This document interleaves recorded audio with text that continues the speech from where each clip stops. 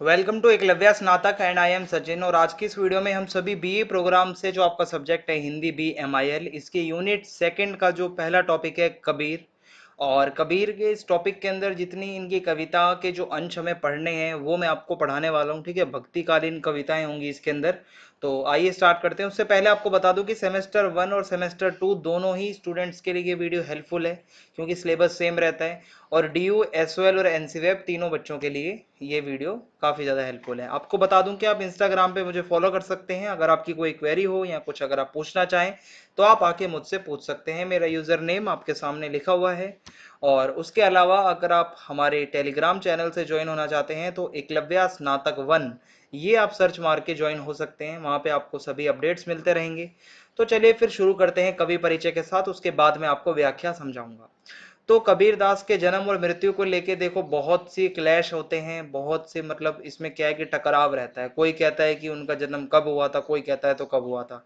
तो ऐसे में क्या है कि लेकिन जो हमारी बुक में दिया हुआ है उसके अकॉर्डिंग मैं आपको बताऊंगा कि देखो यहाँ पे लिखा है कि कबीर पंथियों तथा जन साधारण ने कबीर के जीवन के साथ कुछ ऐसी रहस्यपूर्ण चमत्कारमयी तथा अलौकिक घटनाएं जोड़ दी हैं जिनकी सत्यता का पता लगाना कठिन है। बहुत लोगों ने मतलब ऐसी ऐसी कहानियां बना दी हैं कि इनका जन्म ऐसे हुआ था ऐसे हुआ था कि उसको सच मानना बहुत मुश्किल है। कबीर पंथ के ग्रंथों के अनुसार और जो अन्य इतिहासकार हैं उनके अनुसार कबीर का जन्म सन 1455 ईस्वी, ठीक है। और निधन जो है इनका मतलब माना जाता है कि सन 1551, ठीक है, ये माना जाता है कि भाई हुआ था। और उनका जन्म स्थान काशी और मृत्यु स्थान मगहर कहा जाता है। अब देखो ये जो डेट्स हैं ये जरूरी नहीं है सही हो, ये गलत भी हो सकती हैं, क्योंकि कबीर की जन्म और मृत्यु को लेकर कोई भी 100% श्योर नहीं है। ठीक है, तो आप डेट के बारे में निश्चिंत रहिए। आप मेन जो है ना इनकी विचारधारा आपको पता होनी चाहिए कि कैसी है। और उनकी जाति और उनकी माता पिता के बारे में तो भाई जो लोगों के बीच में जो कहानियां हैं जो लोगों ने सुना है एक दूसरे से, वो कुछ इस तरीके से है कि देखो कि कबीर ने अपने ग्रंथों में, ठीक है, अपने जो उनके ग्रंथ हैं उन्होंने अपनी जाति को जुलाहा बताया है। ठीक है, कि जुलाहा नाम कबीरा, ठीक है, तो जुलाहा बताया है, जुलाहा जाति। और हजारी प्रसाद द्विवेदी जी जो हैं वो ऐसा मानते हैं कि कबीर के माता पिता जुलाहा जाति के थे। ठीक है, और यह जाति नाथ पंथी योगियों की शिष्य थी। और इस जाति ने इस्लाम धर्म स्वीकार कर लिया था, पर नाथ पंथी योगियों के संस्कार इस जाति में अभी तक बने हुए थे। तो इस तरीके से आप अगर देखेंगे तो कबीर के अंदर हिंदू मुस्लिम दोनों के गुण देखने को मिलेंगे। कहा जाता है कि कबीर गुरु रामानंद के आशीर्वाद से एक विधवा ब्राह्मणी से उत्पन्न हुए थे। अब ये भी एक लोक कथा है। अब कोई मानता है कोई नहीं मानता। और उसने लोक लाज के कारण उन्हें लहर तारा नामक तालाब के किनारे छोड़ दिया था। ठीक है, तो कोई ऐसा भी मानता है कि लहर तारा में इनका जन्म हुआ था तालाब के किनारे। और वहां पे नीरू और नीमा नाम के जो दो पति पत्नी थे, ठीक है, जुलाहा जाति के थे, उन्होंने इनको पाला, इनका पोषण किया। ठीक है, अब इनका साहित्यिक परिचय हम देख लेते हैं। कबीर भक्तिकालीन संत काव्य धारा के आधार स्तंभ है और ये ज्ञान आश्रयी शाखा के हैं। ठीक है, आपको पता होगा कि ये ज्ञान की बातें करते हैं और निर्गुण संत कवि थे ये। और ये ऐसे युग में आए जिस टाइम पे पूरा हमारा मतलब राजनीतिक पूरा जो वातावरण था वो सही नहीं था, समाज वैसे भी अच्छा नहीं चल रहा था और धर्म के अंदर बहुत बुराइयां आ गई थी, अंधविश्वास बढ़ रहा था। और इस तरीके से इन्होंने हिंदू मुस्लिम दोनों के ऊपर अपने जो भी इनकी रचनाएं हैं उनसे इन्होंने मतलब वार किया। फिर ऐसे समय में भारतीय जनता की अंतर्निहित शक्ति और अंतर्दृष्टि से संपन्न कबीर का प्रादुर्भाव अंधकार के जन्मजात शत्रु सूर्य की तरह हुआ।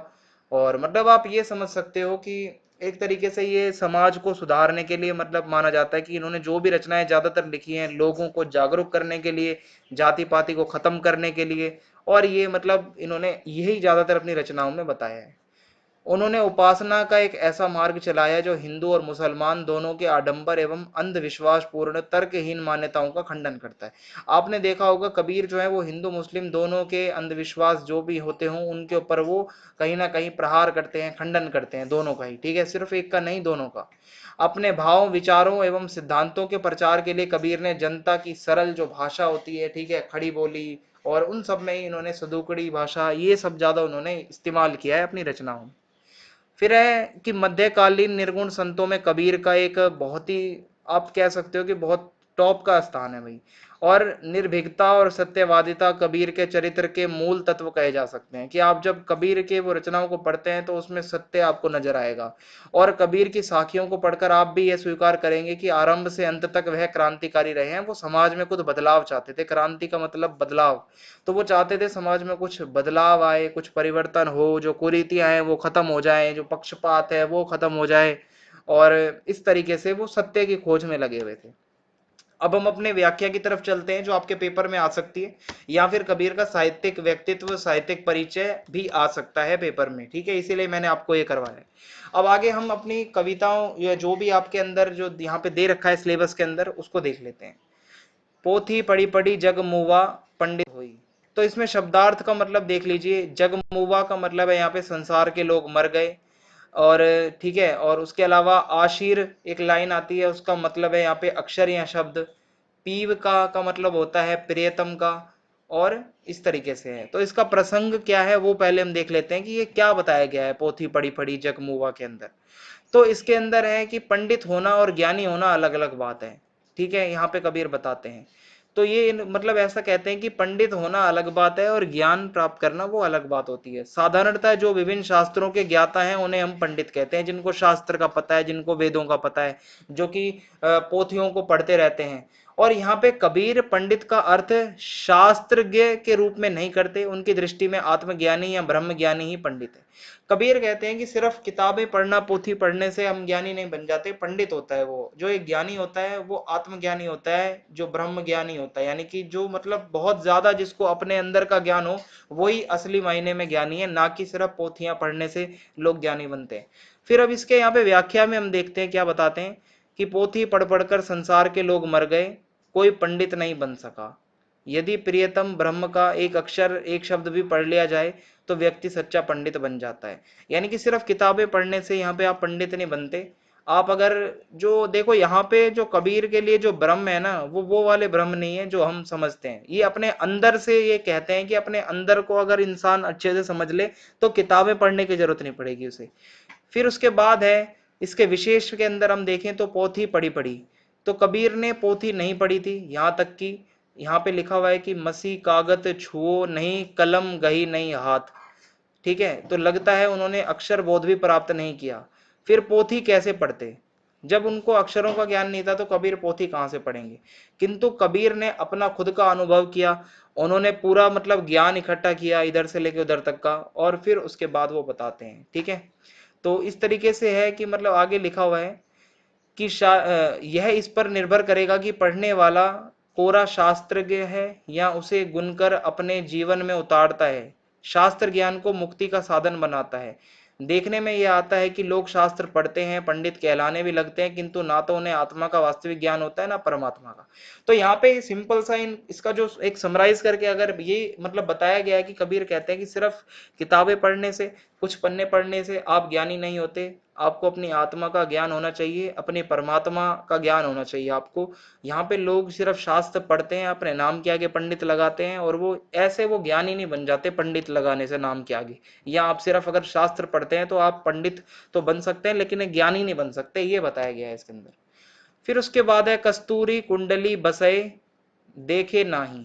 अब ये लाइन है इसकी, ठीक है। अब इसमें क्या है देखते हैं पहले।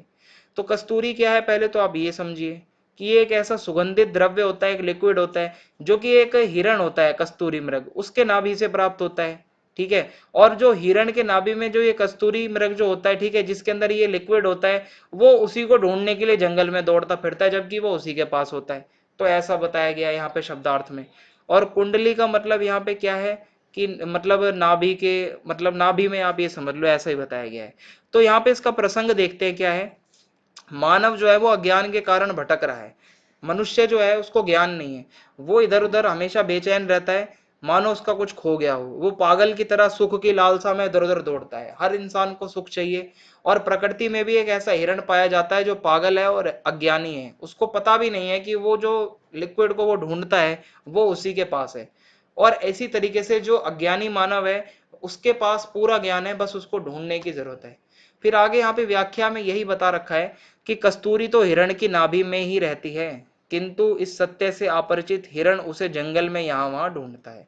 यानी कि वो जो कस्तूरी लिक्विड है वो तो उसी के पास है, उसी की नाभि में, लेकिन उसको पता ही नहीं है, वो मूर्ख है, वो पूरे जंगल में घूमता है उसको ढूंढने के लिए, लेकिन वो मिलेगा कैसे जब वो उसी के पास है। तो इसी तरीके से जो हर जीव है, हर व्यक्ति है, उसके अंदर भगवान, आप ये समझ लीजिए यहाँ परमात्मा है, लेकिन लोग उसको देख नहीं पाते, और वो पागल हिरण की तरह लोग भगवान को इधर उधर ढूंढते हैं, भगवान अंदर ही है, ऐसा यहाँ पे कबीर बताते हैं। फिर इसका विशेष देख लेते हैं क्या है। तो यहाँ पे विशेष में तो आपको पता ही है कि कस्तूरी के बारे में मैंने आपको बता दिया है, और ज्यादातर आप चीजें यहाँ पे वही बता सकते हैं विशेष में जो अंदर बताई गई हैं। फिर उसके बाद है दुनिया देखे नाही। तो यहाँ पे ये लिखा है कि मृग की बहिर्दृष्टि है, वह बाहर की ओर देखता है, मानव की भी बहिर्दृष्टि है, वह सब जगह देखता है, अपने भीतर नहीं देखता। मृग मूढ़ है, अज्ञानी है, पागल है, दुनिया के लोग भी ऐसे हैं। यानी कि उन्होंने तुलना कर दी एक हिरण की इंसान के साथ में, जैसे वो हिरण पागलों की तरह इधर इधर उधर घूमता है, वैसे इंसान जो है वो भी मतलब इधर उधर घूमता रहता है। फिर उसके बाद आगे देखते हैं अगली लाइन क्या है। सात संबंध की मसी करो, फिर उसके बाद है लिख्या ना जाई। तो यहाँ पे संबंध का मतलब समुद्र है, मसी का मतलब है स्याही, ठीक है, लेखनी का मतलब होता है कलम, और बनराई का मतलब होता है जंगल। तो इसका प्रसंग कुछ इस तरीके से है कि ब्रह्म के गुणों का वर्णन संभव नहीं है, उसे अनिर्वचनीय कहा गया है, ठीक है। यानी कि जो ब्रह्म है, जो परमात्मा है, उसके गुण कोई नहीं बता सकता, ठीक है, कि वो कैसा दिखता है, कैसा होता है, जो परमात्मा है उसको कोई नहीं बता सकता वो कैसा है। तो इसकी व्याख्या में ये बताया गया है, सातों समुद्र का जल यदि स्याही बन जाए, ठीक है, वन के समस्त सारे पेड़ पौधे अगर लेखनी बन जाएं, और धरती ही कागज बन जाए, तब भी हम हरि के गुणों को नहीं लिख सकते, ठीक है। यहाँ पे ये बताया गया है कि परमात्मा को आप एक पेज में नहीं लिख के बता सकते कि ये परमात्मा होता है, ऐसा होता है।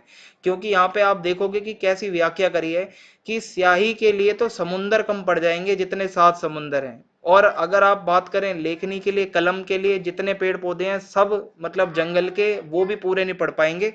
और उसके अलावा मतलब यही बताया गया कि पूरी धरती को भी अगर लिखने बैठोगे तो भी आप हरि के गुणों को नहीं लिख सकते। हरि के गुण अनंत हैं, किसी भी प्रकार उनके बारे में वर्णन हम नहीं कर सकते, ऐसा बताया गया है।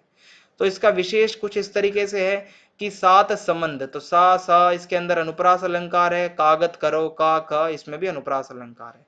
फिर है हरि गुण लिखा ना जाई। तो ये जिसमें क्या विशेष है कि मतलब बताया गया कि जो ब्रह्म है, जो परमात्मा है, जो हरि है, उसको कोई नहीं बता सकता कि वो कैसा है, अनंत है वो, ठीक है, ये बताया गया। अब उसके बाद आगे की लाइनें क्या है देखते हैं। यह तन विषय की बेलरी, तो भी सस्ता जान, ठीक है। अब इसकी व्याख्या में यह बताया जाता है कि कबीर दास का मानना है कि ये शरीर तो विष की लता के समान है, ठीक है, जिसमें सभी काम क्रोध और लोभ रूपी विष फल ही फलेंगे। इसके साथ ही गुरु अमृत की खान है, जो शिष्य के भीतर छिपे विष को दूर करके उसके अंदर सद्गुणों का संचार करते हैं। तो गुरु के बारे में यहाँ पे बताया गया है कि इसी कारण यदि गुरु प्राप्ति के लिए सिर का सौदा भी कहना पड़े तो भी वह सौदा सस्ता माना जाएगा। और यहाँ कबीर दास ने गुरु के महत्व को दिखाया है, ठीक है, कि हमारे अंदर तो सिर्फ मतलब आप एक तरीके से देखोगे कि बुराइयां ही बुराइयां हैं, और गुरु जो है वो अमृत के खान होता है, वो हमारे अंदर से सभी बुराइयों को दूर करता है। और उस गुरु के लिए अगर हमें अपना सर भी देना पड़े तो वो भी बहुत सस्ता है, ऐसा बताते हैं कबीर यहाँ पे, ठीक है। और गुरु बहुत जरूरी होता है हर मनुष्य की लाइफ में, ऐसा भी कबीर बताते हैं, अनिवार्य होता है गुरु का होना। तो यहाँ पे बताया गया है कि यहाँ कवि ने गुरु प्राप्ति के लिए सिर की भेंट को भी सस्ता सौदा माना है, साथ ही गुरु के महत्व को बताया है। फिर उसके बाद है साधु ऐसा चाहिए, और वहां से लेके थो था दे उड़ाए। अब इसकी व्याख्या देखते हैं क्या है। कबीर दास कहते हैं कि इस संसार में सज्जन पुरुषों की आवश्यकता है, जो समाज में जो कुरीतियां, जो आडंबर फैले हुए हैं उनको दूर करे। इसके लिए कबीर अनाज साफ करने वाले सूप का उदाहरण देते हैं। जैसे सूप में रखा अनाज बार बार उछालने पर केवल तिनके ही दूर फेंकता है और अनाज ज्यों का त्यों उसमें बाकी रह जाता है, उसी प्रकार जो सज्जन पुरुष है उसका स्वभाव भी ऐसा ही होता है। वे मनुष्य के भीतर जितने भी बुरे गुण होते हैं उसको दूर करते हैं, और जो मानव के अच्छे गुण होते हैं उसका संचार करते हैं। तो सज्जन पुरुष समाज में होने चाहिए, ऐसा बताया गया है, ठीक है। और यहाँ पे इस तरीके से आगे चलते हैं, फिर हम क्या है।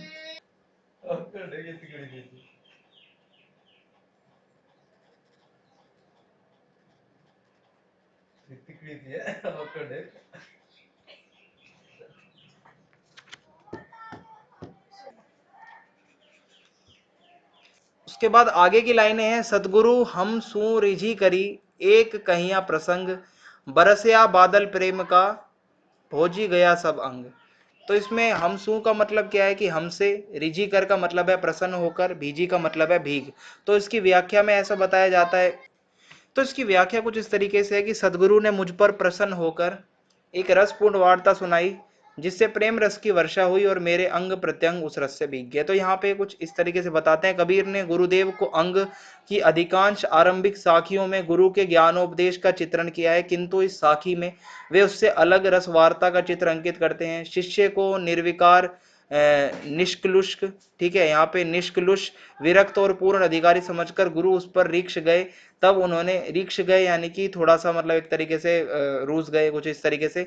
तब उन्होंने पूर्ण आनंद स्वरूप रस रूप ब्रह्म को शिष्य की अनुभूति में बड़ी सूक्ष्मता से उतार दिया, जिससे उसे एक भिन्न प्रकार के आस्वादन का आनंद प्राप्त हुआ, उसकी बौद्धिकता पूर्णतः भावरूप हो गई। यही बताया गया कि गुरु ने कैसे ज्ञान दिया और उस शिष्य को बहुत ही ज्यादा उससे अच्छा महसूस हुआ।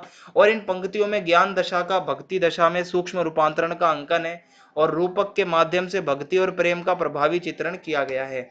इसी के साथ यहाँ पे यह व्याख्या खत्म होती है। आई होप आपको ये वीडियो अच्छी लगी होगी। आप कमेंट करके जरूर बताएं कि वीडियो कैसी लगी। चैनल को ज्यादा से ज्यादा सब्सक्राइब कर दें और वीडियो को लाइक करना ना भूलें, और वीडियो को ज्यादा से ज्यादा शेयर भी कर दें। जय हिंद, जय भारत, बहुत बहुत धन्यवाद आप।